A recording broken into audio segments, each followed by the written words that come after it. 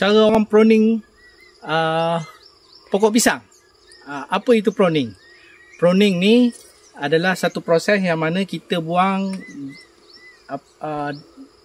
daun daun pokok pisang yang tak digunakan, yang pokok pisang sendiri tak gunakan. Jadi inilah caranya, mudah je. Boleh dapatkan satu pisau ataupun sabit yang tajam macam ni, pastikan diasah dulu. Seterusnya kita pergi ke pokok pisang.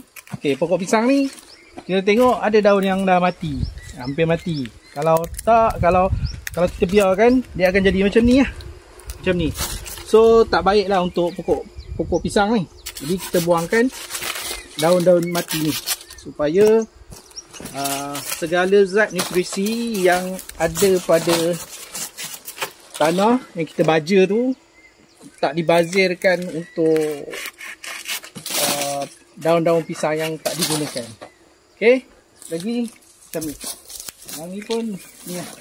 So banyak mana daun pisang yang nak kita tinggalkan. Okey, yang kita akan tinggalkan dalam 6 pelepah je. Okey, 1 2 3 4 5 6. 1 2 3 4 5 6. 6 dah cukup dah. Okey, contohnya macam ni. Ni nampak jelas daun dia dah buruk. So kita kena pruning lah, kena buang. 1 2 3 4 5 6. Cukup. Dapat sesuatu? Terima kasih.